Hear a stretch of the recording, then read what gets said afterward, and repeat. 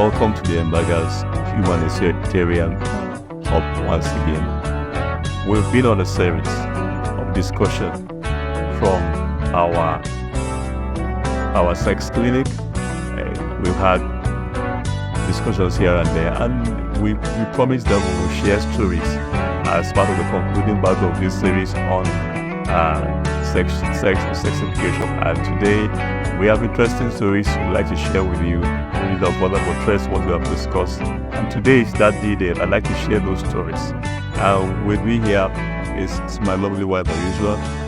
She has stories. She said she would like to share with us stories that hopefully will drive home what we've been talking about. All right, back. It's up to you. You have the mic now. All right, thank you so much. Today we want to share a story that is quite close to us. It's about one of our staff here for like 2 years. Yeah. So somehow, when we expanded, so we needed her again to come take a bigger room. Yeah. And she did. Yeah. But we didn't know that between that time that we parted and the time we called her back, she became pregnant. Yeah. Because it was about a year or something. So she came back, the very agile her that we knew was no more, giving us the vibes that we needed for the work. I think it was even my sister that was around. Yeah. So she began to question the fact that I was always talking about her as an agile person. But I was looking at it that maybe there wasn't so much to do or something. But I said, I kept, the way, I don't know, maybe it's the way I am made. I don't really detect early pregnancy. To say somebody is pregnant until probably when the thing is protruded or something. I didn't know that when you check white eye, when somebody's eye is unnecessarily white, is pregnant and all that. So when my sister kept saying, "What's this girl?" And in fact, the first time my sister called me in confidence and said, "Well, what's this girl? Something is wrong with her." Because number one, she's becoming unnecessarily lazy. Number two, her eyes are white. And so many other, Of course, that doesn't mean somebody's eye is white. The person is pregnant. So please. Sure. Yeah. So that you don't see a man who has white eye and you think the man is pregnant. Yeah. Okay. So That would be knows. But it's all surprising to me. And because I loved her so much, you remember that I actually told you for like 3 days I was praying. I said, Lord, let this not be true. yeah. I want that too. I believe my sister because I know my sister has the best interest for the whole venture. But then I couldn't believe that this same girl that we were always taking to, we're always, more like mentoring, was pregnant. So I couldn't really, so I think it went like that for like some weeks, even getting to months. As a matter of fact, when I heard that girl was pregnant, I was shocked to my bones. She was pregnant. Okay. It's she was pregnant. So, when my sister told me, so I was like, okay. And I went into prayer for her not to be pregnant. So one of those days, my sister called me again. She was like, "Have you spoken to this girl?" I said, "I have not, but I don't want to believe that she's pregnant." So she was like, "Please, take her upstairs and then go and ask her some very, very serious questions." So I took her. I didn't know because there was no sign. And I think for most of the part, I was not really in the kitchen to really know that maybe she was, because it was the kitchen setting. So we went upstairs to one of the ventures. So I asked her, I said, "Who impregnated you?" She looked at me with surprise. "I'm not pregnant, ma." I became more confused. "You are pregnant." But I was not, I said I was not convinced that she was pregnant. And she was not telling me that she was not pregnant. I looked at her, I said, "Who impregnated you for the second time?" She said, "Wow, I'm not pregnant." I said, "Please don't joke with me. Who impregnated you?" She said, "Honestly, ma, I'm not pregnant." I said, "Okay." I brought PT strip. "Do you know PT strip?" She said, "No, ma." I said, "Okay, go and put this thing inside and then bring it back." So by the time she was going back, she was crying. It didn't turn funny. So I was not like, "I don't understand. Why are you crying?" She said, "The team is, it was showing double." I said, "Is that not?" I said, "You don't get this thing now. So how did you know that when which is one, it means you're not afraid?" And that was how it was. Long story made short, she was pregnant. And I asked her, I said, "Was it a rape?" She said it wasn't a rape. I said, "Okay, you agreed." I said, "How many times have you been having this?" so many questions here and there. The long and short is that we confirmed she was pregnant. Oh. Was she? I was weak. She started crying. I said, why are you crying? We didn't know that you were pregnant when you were doing the thing. So she was like, my mommy will kill me. I said, your mom will kill you. How are you saying that your mommy now? You didn't know your mommy will kill you before you went into it and all that. I realized that she was crying the most, so I just calmed her. So what shall we do? I encouraged her, number one, don't abort, and she confirmed to me that she would not abort. That she made up her mind, that's why she kept. Inside my mind, I was like, so you even knew you were pregnant, and all that. So we were trying to just find a way around it, maybe to, I think at that time I was lost. I didn't really know what to do. I went home sad for 3 days. God is my witness. She was my staff, but for 3 days I didn't sleep. And I was like, you meet this girl, this pregnant. And by the next day, she didn't come to office. When we were trying to see how we could, go around it, she didn't come to office. I didn't know that she went home again, and then she told her parents that I sent her to for a walk in Abuja. So she had to run from the house. Left here and went to Abuja for like some months. But staying in Abuja as a pregnant woman, the economy, I think she had to go and stay with a friend and all that. But after some time, she kept contact. She would call me and she would say she's sorry. I said, it has already happened. What shall we do? I tried to just get back myself and all that. But the long story made short, one day she called me that she wanted me to go and mediate between her and her parents. And she wanted to come back. I said, okay, what do you want me to do? She says, I know that her mom is hypertensive and her dad too is a man that takes no nonsense. So he would not even agree for her to be in that house and all that. But she wants me to just help her. So in fact, I prayed. All my counseling skills, I had to, remember then. We went to the house on the due date, and then I did pre-counseling. I said, whatever happens to someone, it could have been worse than that. I tried to water the ground, they were just wondering where I was going because I called the mom, called the dad. All the family members knew that the mom was hypertensive, and none of them could tell the parents. And they knew that the dad will not accept that nonsense. They knew that the mom could die. So I had to now, the family members were there, so I was talking around, and then finally I told them, I said, that time that she left, one or two things happened the way the generation we are.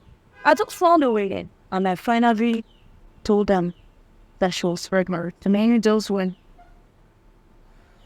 I told her, I said, Mommy, I told you to promise me that, it could have been worse. No matter what it is, it could have been worse. It could have been that, okay, she went to do abortion and then she died. That's the worst situation. It could have been worse. The mom said yes. The first thing that came out of her mouth after she did a sign, then she said, Zumunta. Then she was thinking of how she will face other women, how she will face other women in the women's fellowship and all that. I told her, I said, all those ones, you have to just absorb because it's your daughter. There's nothing you can do at this point. What we need now is damage control. There's nothing you can do and damage control. So the dad just stood up and then he went outside small and came back. He said, who is responsible for the pregnancy? She will pack her things and go. I told them, I said, even though I'm here to tell them about this pregnancy, I'm also here to advise that if the guy does not love her, or if she feels she cannot really marry the guy now, it is better for her to stay here. That's it for where she cannot live in that outing. That she cannot. It's she that is struggling to feed her. He's struggling to take her to school. And now she's coming with another baby, another person's baby. It was off for him. And I calmed him down. And then finally, I took my leave. But I collected the number and I was calling from time to time. And God intervened. I counseled the mom. I told her, I said, even if it means like it's time for daughter, with this situation that your daughter knows that the guy is not ready to marry her, and she knows that he's not capable, the best thing is to stay in this house, drink even if it's sand, you soak and drink to it instead of Gary. Do it. Yep. Get off it. It's just a stage, and that was what happened. She accepted the daughter. She was now the one that was siding the daughter against the dad. It became a family issue. And the dad was now blaming the mom that that's how she has been, so many things. But the long story made short is that she was able to stay in the house despite the shame from neighbors, despite the shame from church, because she was a serious church person, despite the shame from, the sub-groom and all that. She gave birth. She has overcome, and now she's going back to school. As a matter of fact, she's working as an attendant in one of the schools where her mom is even, working. They gave her a job, and he's paying her bills. So you can see, if she was married to that guy, I can guarantee that she would have been pregnant for the second time now. Because by the time that baby is getting to 2 years, she would have been pregnant or maybe getting set to give birth to the second baby. And that's what happens to so many girls. Yeah, because your parents can't, you must marry the person, and your future is truncated forever. Destiny gone, nothing to write home about. And the surprising thing? Lately she called me that the guy is even denying the pregnancy. I kept thinking, I said, what exactly happened? Because to me, if he was the first person to sleep with her, I'm not sure he would deny the pregnancy. That's my thinking. I've not told anyone, but I'm just thinking about it. And if he found her as someone that has not been forced, would he deny the pregnancy? That's what has been ringing on my mind. Will he deny the pregnancy? And then that he went ahead now, that he has even printed card, he wants to marry another person. Imagine that her parents insisted and she got married to him and she stayed in that house. You think she'll not be a punching bag right now? Because definitely he'll still go out. Yeah. Even the agreement we had that he was going to be giving her some allowances before she gave birth. I think he gave her only like one or something like that. And the money is not even something I can mention here because it's a shameful thing. Something that cannot even buy card, and that was her allowance, yet you couldn't afford it. I asked her a question. I said, now that this, and you remember that the equality we did between at the time, because of pressure, she wanted to marry him after she gave birth to him. You remember that time? I had to intervene again because, there is this myth that, okay, he has to be her husband. So that kept persisting that she should go back to her husband's house. And the mom, even though she was standing, but the issue of love, because, she has already slept with him and all that, at the time she was deciding to go until I asked her just realistic questions. Now that you're in your parents' house, from pregnancy to birth, and even now that the baby is getting to like a year, he was not able to give you he was not consistent in giving you an allowance. Is it why you marry him and stay in his house and you get pregnant for the second time that you do that? So all those questions, she put 1, 2, 3 together, and I tell you today, she's better for it. Today, her baby is thriving. She's thriving. The family, despite the shame, have been able to overcome it, and it is as if nothing happened there. And we just want to use this to encourage parents. We know that a lot of people go through this stress. But even in that dilemma, they can still make the right decisions. Very important. Very important. Often, if you're able to decide, make the right decision when it comes to matters like this, you realize that the family is better for it. Mm-hmm. We are not siding with the issue of premarital sex or the girl just giving herself off to give birth at home. But we are just saying that when the damage is already done, you have to do damage control. Think about the future of the girl. You realize that sometimes these girls, like I heard of people like Genevieve that she gave birth out of wedlock, But today she's celebrating. Yeah, there are many people like that, stories like that. Some of these girls will turn out to be the breadwinners, And then you have to remember that you as parents, you are aging, And sometimes you find that these girls, the child that this girl gave birth to, will, later on become mommy's pet. When mommy is aging, daddy is aging, and then maybe the girl is married somewhere. This boy or this girl, maybe the father denied that he's not the owner of it. Then the parents will just ask, then he becomes, instead of going to look for an orphan somewhere or a child somewhere, this boy becomes, or girl, the little girl becomes mommy's pet at home.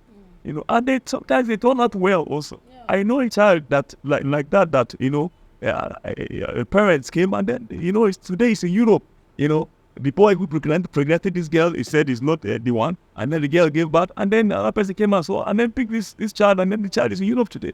So there are stories like this. So don't throw the baby with bathwater. Please. That's what we are saying to parents. Damage control. So do damage control as much as possible. And we know that with that action, you'll be glad you did. So don't forget to share. Don't forget to like a page. Next series, I'll be telling them. 2 more stories, the next episode, 2 more powerful stories. So don't forget to share, like our page, and don't forget to subscribe And follow. and follow us. Thank you. Thank you. Bye for now. God bless you.